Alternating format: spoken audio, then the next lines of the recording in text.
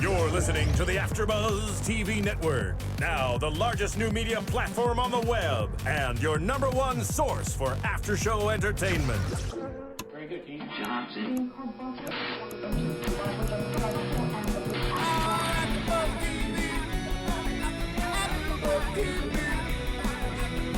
From the AFTERBUZZ Studios in Los Angeles, California, presented by Maria Menounos and Bing.com, and streaming live thanks to Akamai Technologies, this is AFTERBUZZ TV Suits After Show. We'll break down tonight's episode and get you all the latest news and gossip. And now, another post-game wrap-up show for your favorite TV show. It's AFTERBUZZ TV Suits After Show. Sing it. Hey everyone, Bing is for doing, and we're here doing another AFTERBUZZ TV after show for Suits, Season 3, Episode 8, Endgame. I'm Tiona Hobson, and tonight I have two very special co-hosts with me who I will let introduce themselves. I am Thaddeus Massey. Hi guys, I'm McKay. We have that Ashita couldn't be with us tonight, so Thaddeus was so nice to step in her shoes. Womp womp. We didn't get him a wig and some lipstick, but he's making do. I mean, I'm still game. Okay. Maybe next week. Maybe next week. Start with some gloss. Transformation. The evolution of Thaddeus. So tonight's episode, we finally got to see Ava's trial wrap up. But of course, with the end of that led to the beginning of new issues that we'll get into. But I overall liked this episode. I thought that it brought a lot to... I'm glad we're done with Ava's trial because I kind of felt like Ava's thing was lasting. dragging. Yeah, it was dragging. You know, Right. every time you thought it was over, they'd find something else to charge her with. So now it's done, kaput. There was so much going on with that episode, though. I mean, or especially as far as her case is concerned. You're like, there has to be a way out of this, and then you have to, like, you know, give their firm some kind of credit towards doing their litigious duties and going about trying to get Ava out of this. Everybody knows she's innocent of committing the murders, but of course you want to see, you know, her exonerated. You want to see them get her off, but at the same time, it's like there's so much stuff going on around this scenario with the merger, with her being so close and having a close relationship with Edward Darby. It was just so entangled. It was just a conundrum of things that were happening. You know, it was really almost hard because, and then she participated in the bribe as well. So it was just really hard to, like, give her, like, clear name because she was dipping her nose in some dirt. Every time they started to help her, she'd hurt herself. Right. Exactly, but I think the writers did an incredible job at keeping us viewers guessing because we didn't know what was coming next. We suspected what might happen, but I think with the whole Steven twist, I did not see it coming at all. And I'm really glad that even though it sucks seeing Steven be the one and Darby, you know, being the one to take the hit for it, at least it's done. You know, Ava's done. She's off the charges, and we move on to the next chapter of what's going to happen. Yes. Darby took a big hit for it. Yeah. Like, I mean, they've got this guy not even being able to practice law in the United States. I mean, it's not even the state. It's Which like wasn't the country. disclosed until after. Right. Jessica and Harvey always have one trick left, no matter what they're doing. But you know what? You know, the women do the trick. He said it himself that they used to play boyfriend and girlfriend before with her father and the whole oil industry and stuff. So he feels like maybe he owes it to her father to take the hit for her. I don't know. I don't know what loyalty there is that's going on, but He owes it to her. Yeah, he owes it because she to her. covered for them. They used to go on trips, like he was saying, and I guess she would cover for them, and she would pretend to be his girlfriend when she really knew what was going on. So she really participated in the whole cover-up of him, you know, being able to stay in the closet, and which is really deep and serious when you think about it. It's like, whoa, that's kind of heavy. Yeah. well, You know, so nowadays it is, yes. And it's I mean, especially back then. back then it was a big thing. It was a really big deal. But even, you know, at the end of the day, it's really not about the relationship. It's more about the value of keeping a secret. and it was something that was valuable to him, and she covered for him, regardless of what it was. She covered for him in a respect. In respect to something that was really important and precious information that he didn't want to share with the world. But most of all, not have anything to gain from it. Right. That's what's important, is because she did it out of, she wasn't selfish about it. She didn't want anything in return. She just did it to help out. And that's why she said, I treated you like blood. Yeah. Like she was in his face, and it was like. And ultimately, he needed to do the right thing, which was he did, send Steven there to fix the problem for her. And then he did send Steven again to America to help fix the case, even though he kind of knew what Steven had been up to, even though he never directly asked Steven or directly got the information from Steven. He still knows what he sent him, what he ended up doing. So I think it was Darby finally stepping up and being the man and taking the responsibility of doing the right thing for your family. But do you think he sent him over to help or break the case? Do you think he sent him over to help the Ava case, or he sent him over to put Ava away so the whole thing goes away? Oh, I don't think Darby would have wanted Ava put away. I think he sent Steven over there to try and help because Steven has more information, because Steven knows what actually went down. So Steven could help kind of skirt them around finding the truth, but at the same time find a way to still help Ava. So I guess number one didn't know what number two was doing after all. That is what we were talking about last week. How could you not know what your number? And that's the third time, because Jessica didn't know what Harvey was doing when he was trying to go behind her back. Ava didn't know what her number two was doing, and then Darby didn't know what Steven was doing. So what I would like to know is, are they going to play a twist and we're going to see like the whole Mike and Harvey number one and number two, or Lewis and oh my God, I keep on forgetting her name. Rachel. Lewis and Rachel number one and number two, or even Harvey and well, we already saw Harvey and Donna. Yeah, they kind of had their. They had their number one and number two situation, but I want to see if they're going to take a twist and, start going further down line into the associates and so forth. The thing with Mike, though, Mike can never, he has betrayed Harvey before because of what Jessica asked him to do, but Mike can't really take it any further than that, because Harvey holds, he holds His Mike's life. nuts in his hand, the keys to Mike's kingdom. Yeah, like he has all the control right now because he knows the truth. Mike, if you try to get too big of a head and try and go around Harvey, it's like, why? You don't have a real law degree. So until you actually figure out a way to do that.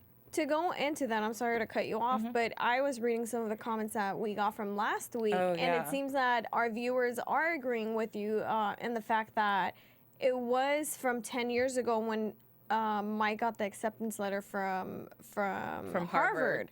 So I do need to apologize for that, for misguiding our viewers. It's okay. That's what they're there for, to call us out when we're down the wrong I path. could have sworn it was in real time, that the letter was in real time. I think it's something that he just saved and showed her, which means that when she asked him, when was that, a couple episodes ago, or was it last season, when she asked him, what did it feel like when you got your acceptance letter? Like, what was that feeling? And he didn't really want to answer it. He actually does know the feeling of getting accepted to Harvard. So at least she knows he didn't lie about that anymore. What I want to know is the question. Remember when Donna went to go confront Steven in the room, in his office, right before she told him he had been fired? Like, Edward had signed his pink slip like an hour before. She walks up like she's on the runway or so. He's like, oh, your phone's cut off. the Donna attitude. Go Donna. And she always just walks. I notice, like, every time you see her, she like starts and then she starts walking like she's on the runway or something.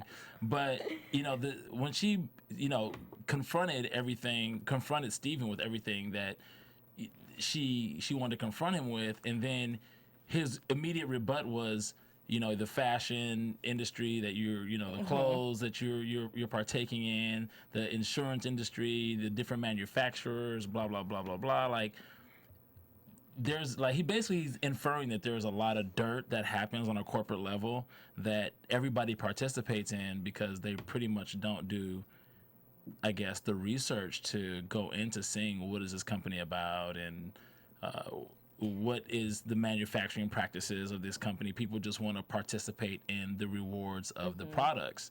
So, and I guess this is what he was inferring, which was going to happen with this pipeline. Yeah. That we're going to like reap the rewards and benefits and not really think about how it's happened. How it happened. I think that was a way the writers were trying to like drop a little bit of knowledge to the audience, and so to speak. So what do you guys think about that? Which is true, but at the same time, you don't frame your own client. No, I mean, I know what you're saying, but I'm talking about in a general perspective. I mean, like, generally it speaking, happens like, when it all comes the to time in the corporate world. It happens every single day. That. Right. Yeah. But it's not as extreme as this, where someone's life is put, on death row, and they're gonna get, a whole life sentencing for it. So the extremes are completely different, but it does happen every day. I think it happens in that we just don't know about a lot of the stuff that actually is going on. Like, big corporations might not have to answer in court, but I think that there are people out there paying money to, get rid of a problem, and that innocent lives sometimes do get in the middle of it. I mean, you look at the whole blood diamond situation. Right. Even they say, even companies that say that these are non-conflict diamonds, like every diamond, no matter what, is a conflict diamond, Right. no matter what they say it is, and we still we still purchase all this stuff, and there are a lot of things in the corporate world that, I mean, he raised really great points, especially with Harvey's clients, because we've seen some of Harvey's clients, where later on we find out that there's a little bit more to the story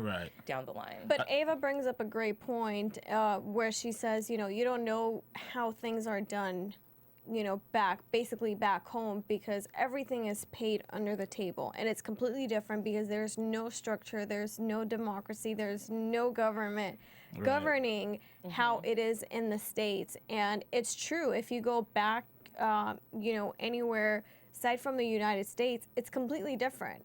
People have their own rules and regulations, and they don't, and how they operate, and they don't really look at the government. The government is just there for decoration purposes, but they don't really listen to the government. It's the elite that govern their country, and how it's done is through under the counter deals and A lot of black bribes market, and black market deals and whatnot. exactly. Yeah. And I mean, it's not to that level, but even at their own firm, they had a backhand deal with Cameron before they even presented it to Darby. Right. They're like, hey, Darby, we're going to get you off, we're going to go to him with this deal for 5 years probation, and, you can't, well, no, they didn't say that, just 5 years probation, and he's going to plea for obstruction of justice. Right. And then, they find out, oh, actually, when he goes to sign the contract, he's like, wait, I can't practice law here anymore. That's Right. one of those backhand deals that, you're not really forthcoming with the information. It's not to the extreme scale,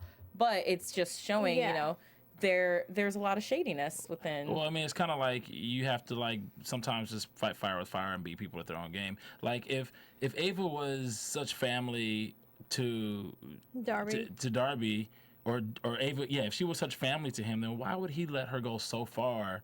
Like, it almost seemed like she was just like a regular client off the street, not like she was somebody personal to him that meant so much to him. You would think that he would have been willing to stick his neck out and see what he can actually do himself, way before it got to the point that. Because this whole episode, I was thinking, why aren't you getting on the stand? You Right. you don't have the proof, Right. but you can at least say I something. sent him there Right. and told him do whatever it takes. Right. Because, you don't need him to come back and say, yes, I did whatever it took, but at least it proves that Ava didn't know he was going down there to do any negotiation, so it brings up reasonable doubt. Right. I think last episode I was actually I was thinking that Darby didn't even care if Ava lost the case. Right. It seemed like that for a bit. It was more of a deal with him and Harvey than it was with him and Ava trying to win the case. Yeah, everyone let their personal gain and their personal feelings kind of trump what Ava was feeling, because when they were in court and they called up Steven, at the end of it, Ava was like, you guys took a gamble with my life without telling me about it. Right. Everyone's putting their own personal feelings towards someone ahead of what's best for Ava, and she's just left out there kind of, she's a sheep out there waiting to Which get is slaughtered. great that, even though it's unfortunate that her case was the one that was tried and she was the one in the middle of the whole thing, but it really did bring everyone together, and it did bring everyone's self-interest out in the open of what they really want. Harvey, at the end of the day, really wanted to have his name up on the door. Did he get that, by the way? Yes. He did get that. He did get that. Jessica she wasn't happy with the merger because she didn't listen to what Harvey said. So I think everyone's self-interest at the end of the day came out due to Ava's trial. And once again, it's unfortunate that it was at her stake, but that's what it took. Yeah, and I do have to throw this in there because I'm such a huge Game of Thrones fan, but I loved when she was like, your blood war is like something that, you know, I'm being thrown in the middle of, and I was like, yes, Game of Thrones, blood wars, families dying, allegiances. OMG. So that was my Game of Thrones reference within this episode. That's so funny. But speaking of everyone getting the best interest, you know, we did kind of see we got to see Jessica bury the hatchet with Harvey, so they're back on the same page, and then you have Mike sitting there too, so it was like their little family. Donna back. Mike. Yeah, you know, it's like everyone's back on the same side. It seems like she might trust Harvey more too. Yeah. Like, Well, she did say that. She said, you know, I appreciate the fact that you told me the truth, and Darby didn't tell the truth to Ava, even though they were family, but we're a family. Right. So I've never heard her say that, but this is the first time that I've heard Jessica admit or confirm that she treats Harvey as family. right. Yeah. She comes in with a bottle of Macallan, drinking a little That brown. means something. Yeah, in case of emergency. Emergencies, which Right. Harvey gave to her, correct? Yes. I just like to make a little side note. I think it's funny on all shows that you're dealing with people that are like blue bloods or like and you're dealing with the elite. They're always drinking in like almost every scene. It's like if something good happens, it's like, oh, sit down, let's have a drink. They come in the office, they got to discuss something. Pour you a drink. They pour each other's. Sometimes they do it without even like Realizing without even saying anything. It's not even part of this. Part of like the It's the part of dialogue. celebration. They just do it. Like they could be discussing. They could be sitting with their enemy. You know, they pour them a drink, And it's the middle of the day, it's too. the middle of the day. They're at work at the office. Is that how What's wrong lawyers with work? that? Because No, it's not just attorneys. It's like Okay. on every They show. work on a they're dealing with, 24-hour like, clock. when you're dealing with the people it's just people that are rich. Like it seems like every show where people are just loaded, they're always drinking some brown, and brown is expensive stuff too. Harvey, Mike, means we we got some want to come work for drunker you drunk. guys. Yeah. Okay, I will drink any time of the day. You know, just let me know what case we're working on. she's not an alcoholic, I swear. I'll drink any time of the day. OMG. OMG. Speaking of OMG, I know you guys have heard us talk about it before.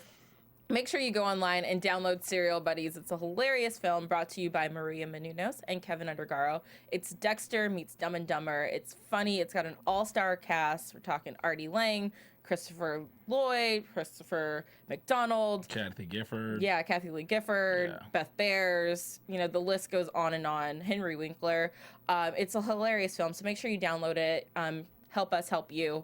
You download it, you help us here at AfterBuzz, keep the lights on. We bring you all this free content week after week, and we put our blood, sweat, and tears into it to bring you the best content. So please help us out in that way. And since you're already online, And that's Serial Buddies with Yeah. the S. Serial, not Cereal. It's cereal. Not, Cereal, not like the cereal. killer, not the food. Like the food cereal.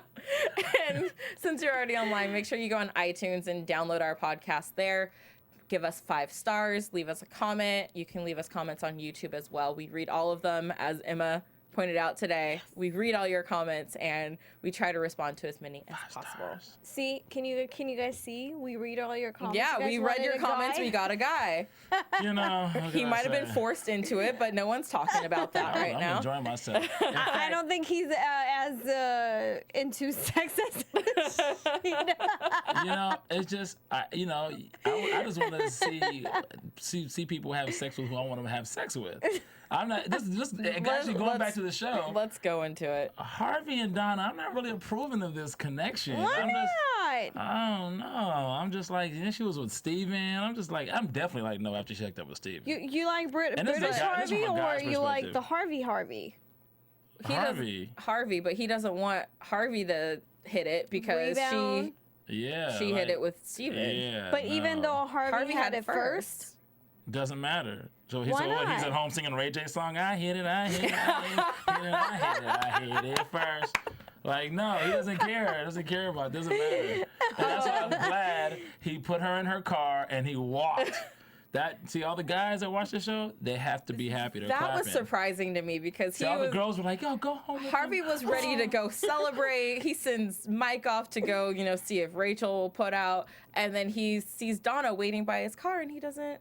But I think he needs to diffuse a few. Yeah, I mean, he's probably still a little upset with her. Of course he is. Plus she still has He's a little so bit of, jealous. She still has a little bit of Steven stink on her. He has to let that. I mean, he didn't have to go home and like sleep with her, but they could have gone and got a drink. They could have. He had a drink with Jessica, like on some. Let the bosses have some whiskey or scotch or whatever, or get together. So do you think at Donna one point or another, Harvey and Donna will hook up? I think that the show will make that happen, to my chagrin. I don't know, because now Jessica might not want to hook up with anyone else at work because she has that rule. I think Rachel should hook up with Harvey. No, she's with Mike. No, he's not man enough for her. She's too much woman for him. Oh, Yeah. See, this guy perspective. Yeah. I don't think we like you on the show anymore. Yeah. It was fun while it lasted. Rachel's more of a Harvey kind of girl. No, she's actually not so self-confident. I'm just saying. But I think, And when he was on the elevator, when Harvey got on the elevator, he did crack that joke. and he gave that wink Remember? too. And he gave that wink. And Mike was like, wait a minute. He did crack that joke, I'm telling you. I wonder if Harvey because- ever hit on Rachel before Mike got to the office. I don't think so. Because she's been a paralegal there forever. Exactly. But she's being. I don't know. I don't think so. Well, maybe because Donna and her are friends. Yeah. But I mean, Harvey could have been flirty with her. But in the Harvey office has so before. many options and so many different girls that come and go. And he was in a relationship with someone who was an attorney at the office, and she ended up leaving. So he's had a few relationships throughout the whole. Which is why I don't see why it's okay for him to go around. And you said because he's a guy, but because he went around and he's been having all these relationships, but Donna has one relationship with the guy, and now she's tainted and he can't And be with Donna's her. been approving and setting him up with the girls. Well, that's what you need. You need a girl that is a wrangler. To bring them in. Go ahead, Donna, bring them in. That's a good secretary right there. She can vouch. She can vouch. No. for him. She can. She's like, yo, he's got the goods. I feel like this one's gonna go into a threesome or something right now. OMG. But the thing about Donna is, and this is, I have to blame the writers for this because I really think they set her up to, like, she just looks, every time she pops up and she has any kind of pivotal scene like these last couple episodes, she's either like the weakling when she's around. She's around Harvey and Jessica, like, oh my gosh, I didn't know this happened. I'm so sorry. But see, that's blah, blah, so blah. out of Donna's character. And then when she goes to Steven, she's like just getting back at him, like, yeah, this is, and she's not even doing anything. Harvey and them are doing all the work. She did get a lot of pleasure in telling him that he was fired and then showing up with the FBI. It's like, come on, you just got her looking like she looks so weak. It's like she shows up at the bar for him to get arrested. You didn't do anything to do that. That's like the guy on the basketball team when you're playing pickup basketball. It's like, yeah, we beat you guys. This guy didn't score one basket, didn't get any steals, didn't get any rebounds, but yet he's claiming the victory, talking the most mess. That's what that's like. It's like, oh my gosh, shut up. You didn't do anything. You're just PO'd because this guy, he hit it. He didn't hit it first. Harvey did. But the thing is, the thing is, she's upset. And I think the thing that pisses her off even more is the fact that it's like he's killing her with kindness. Steven is like, I'm really sorry, Donna, that I hurt you. That's the one thing that a woman really hates to hear from a guy that she really can't stand is the fact that he's admitting to her, like, face up to it. Like, you had feelings for me, we both know, and I'm sorry I hurt you. He's not doing anything extra to prove that he's a jerk for her to really hate him. But all of That's that personal. Like, there's nothing personal. all of that went out the door She when. looks so bitter, like she's bitter and enraged. I don't think she's bitter. I don't think she's bitter. No, all of that went out the door. That's how it comes off, though. No. All of that went out the door as soon as Harvey put Steven on the stand because that's what Donna wanted.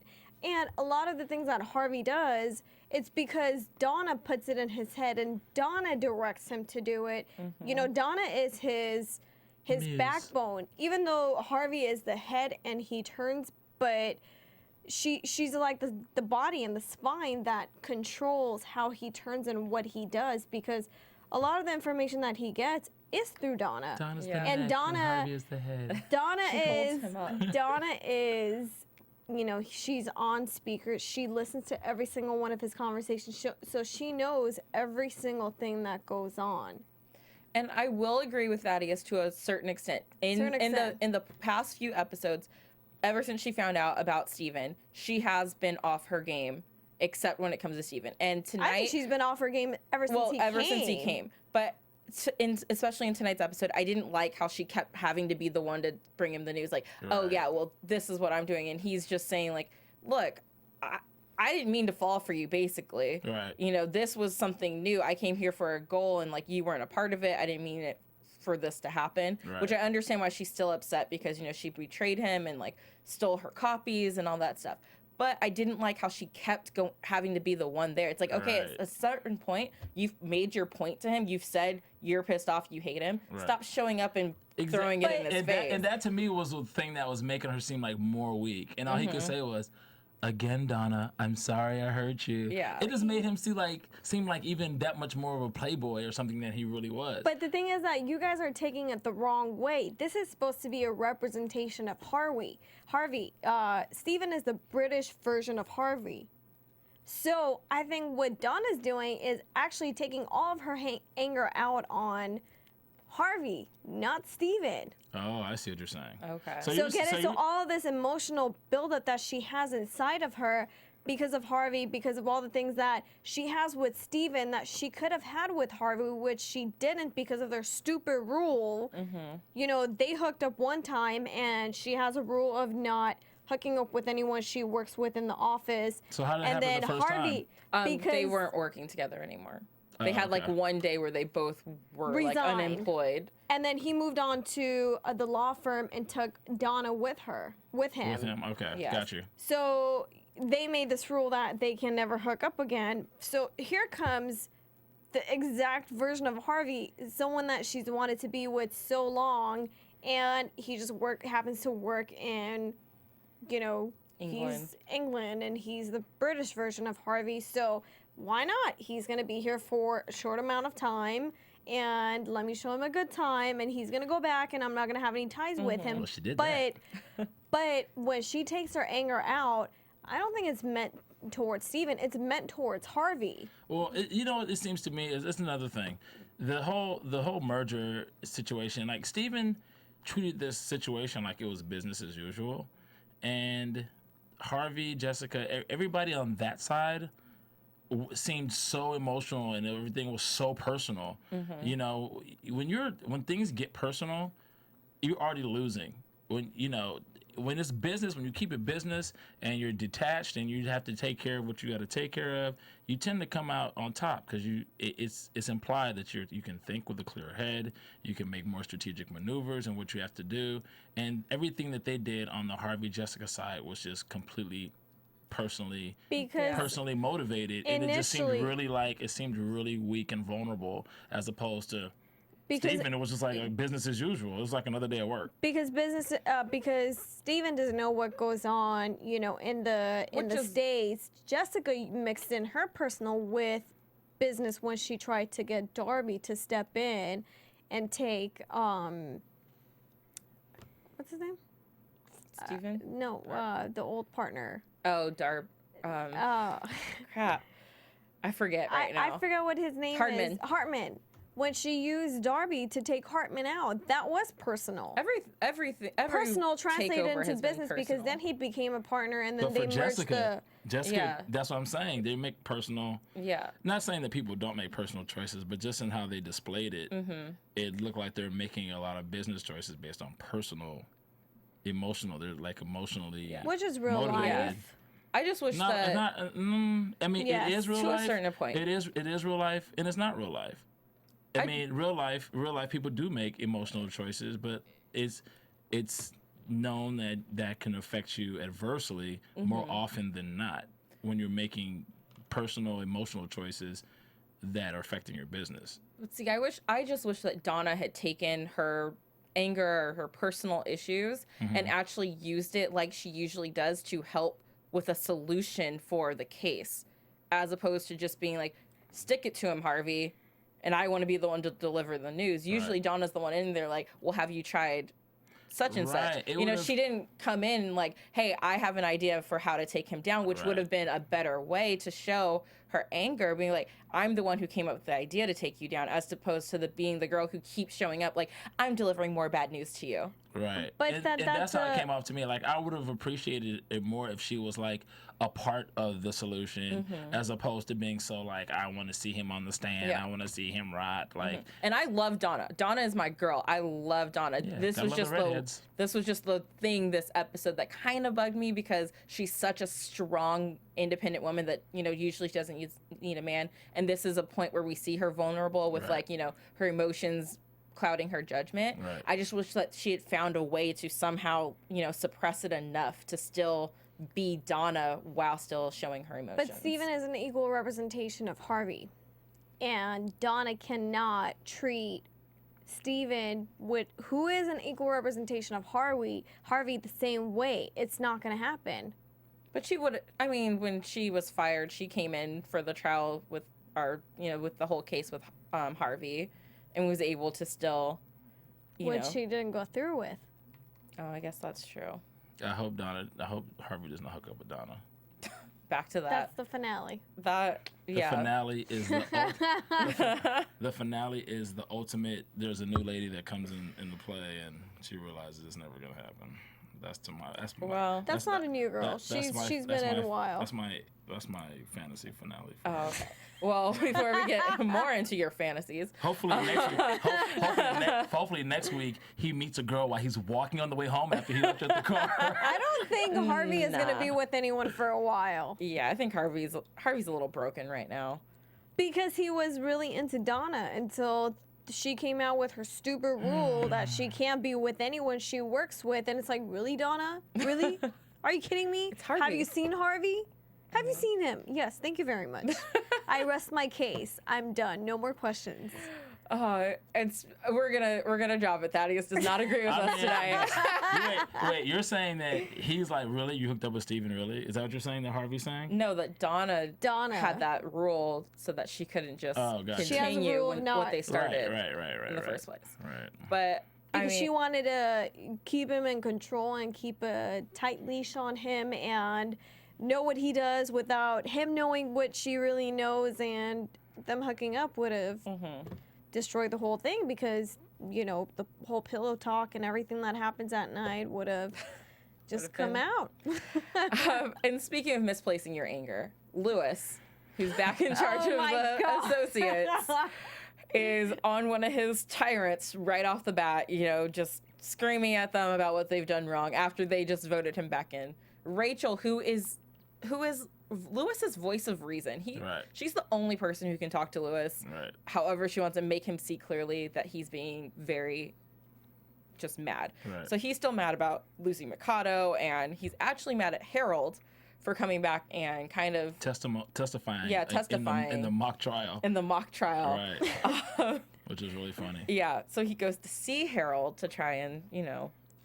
Well, before he goes there, he says these a-holes need to know who's in charge. And just on a side note, I think one of the associates, if you guys can call in 424-256-1729 and either put in your 2 cents or correct us or you know, comment on YouTube or iTunes or whatever, but I think one of those associates was a vampire in the Twilight series.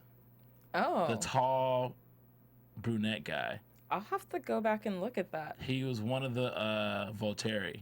Oh. I think, yeah, he looked like he was one of those guys. I think that was one of the bad. Okay. Yeah. We'll have to go back and check that. I could be wrong. I heard but you I'm say almost that, sure. but for some reason I thought you were talking about Lewis, and I was like, no, he wasn't. That's No, what I not thought Lewis. too. No, I was like, I don't think I saw him in I'm talking about one Twilight. of the associates. Yeah, one of the associates. Okay, Yeah. we'll have to- And I thought it last episode too. I saw him last episode, and then I saw me, and I was like, oh yeah, this is the guy. Yeah. Yeah. all right, so Lewis is on one of his tyrants, and he, is trying to basically scare Harold the same way he used to do it with Harold when he was a associate for Right. him. Basically scare him into what he wants. Right. And Harold actually has a backbone now where he's trying not to slip into his old habits. He negotiates that deal, and they're like, okay, I'll let you have number 9. It's a stupid paragraph anyway. I didn't really understand what this lawsuit was about. It really went over my head. I didn't. What was the suit about? I didn't even hear the name of it, but it was one of Lewis's clients that they were suing for something silly, like a mistake in the paperwork or something. Okay. I thought it was reopening the case, but I could be wrong. Reopening which case? An existing claim that they had. Oh, okay. Oh, okay. Was it something that, not Lewis, what's the kid's name? Harold? Harold. Had Harold. messed up on before?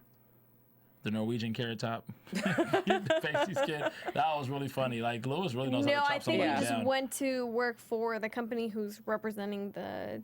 I think The after other Lewis side. came in, kind of, screamed at him about volunteering to do that, and after everything Lewis put Harold through, making him babysit the cat when he's allergic and could have died, and then the cat Right. died, and Right. all that stuff. I think he was just looking for a way to kind of Get back. at him, and he might have for a second bitten off more than he could chew, because Lewis is a great negotiator. That is, he has his Lewis tactics that will never But he be was really never be losing that published. case. He was. And Rachel showed him, like, you're losing this. You're losing this.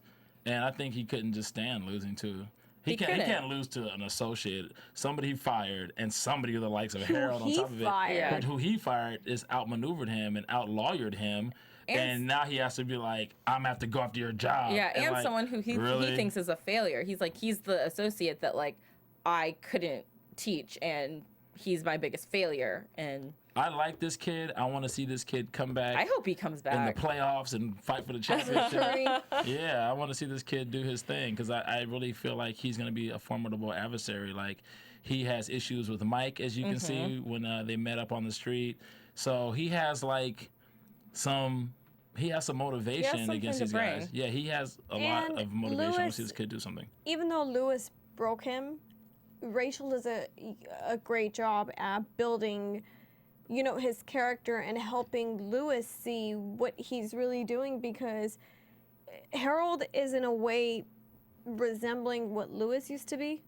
So he's climbing up the ladder, and Lewis is constantly trying to pull him down and not letting him reach his capacity of what he really can be. And Rachel is the one that points that out to him and makes him see that you need to let him grow. He's actually growing He's and moving up. He's moving. up the ladder, and you're just pulling him down. And that's not where you want to be, and that's not where you want to see him be. So Well, I think she was basically inferring, like, think of the core of his training came from you. Exactly. So if he's succeeding, it comes back on you. comes from you. So let him flourish. Maybe he got all he can get here, and it was just he just couldn't grow here.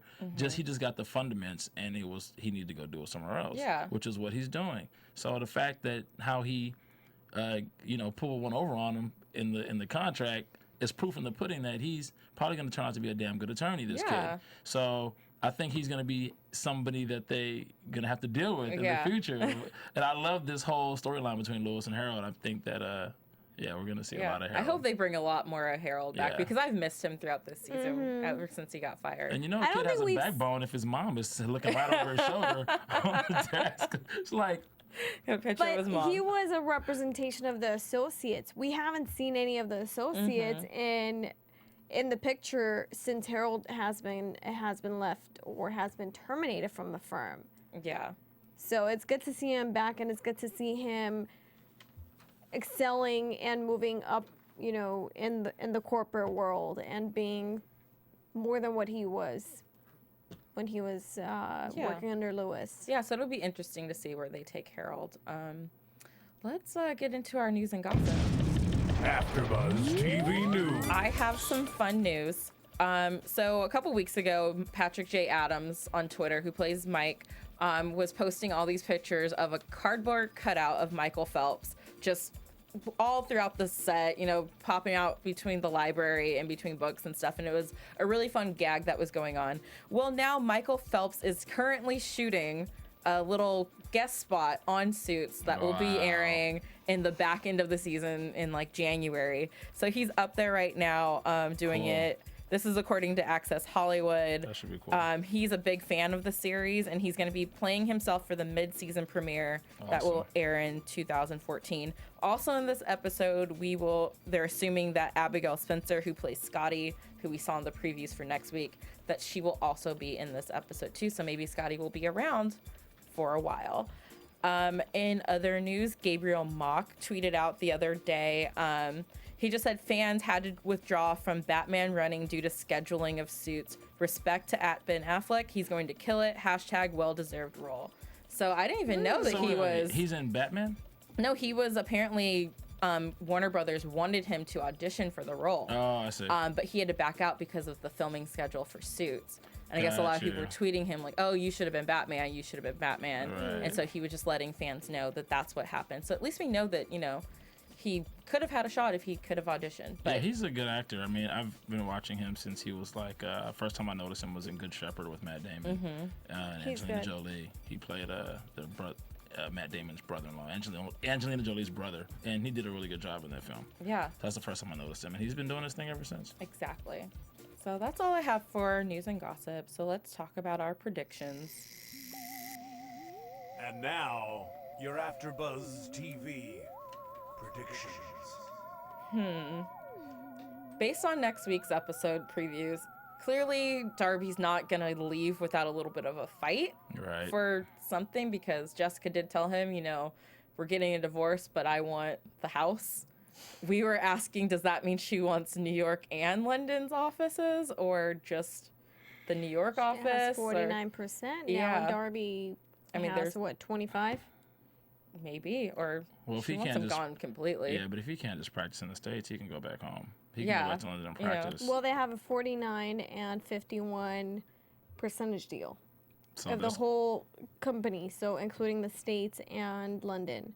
Yeah, but then so if he can't have the States, he has 25% of the company, which is only London. Split up how they came here. Leave with what you came with. Maybe Jessica should leave with some more of the money since they needed money.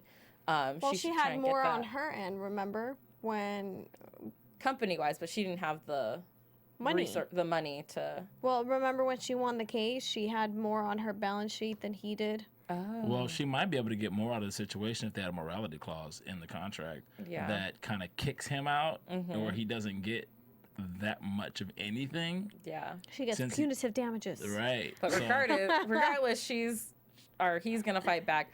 I think maybe is Scotty representing him? Is that why Scotty's back? Because if we see Scotty and Harvey kind of clashing again, maybe that'll rekindle some of their feelings. And I think Harvey's going to meet somebody on the street while he's walking home after he dropped Donna off in the car. All right, where can everyone find you guys on social media? You can find me on Instagram and Twitter at Club Thaddeus, CLUBTHADDEUS. You guys find me on Twitter and Instagram at RealMK. And you can find me on Twitter and Instagram at the Tiona Hobson. Thank you for hanging out with us, everybody, and we will see you next week. From Bing.com, executive producers Maria Menounos, Kevin Undergaro, Phil Svitek, and the entire AfterBuzz TV staff, we would like to thank you for listening to the AfterBuzz TV network. To watch or listen to other after shows and post comments or questions, be sure to visit AfterBuzzTV.com. I'm Sir Richard Wentworth, and this has been a presentation of AfterBuzz TV. Buzz you later. The views expressed herein are those of the hosts only and do not necessarily reflect the views of AfterBuzz TV or its owners or principals.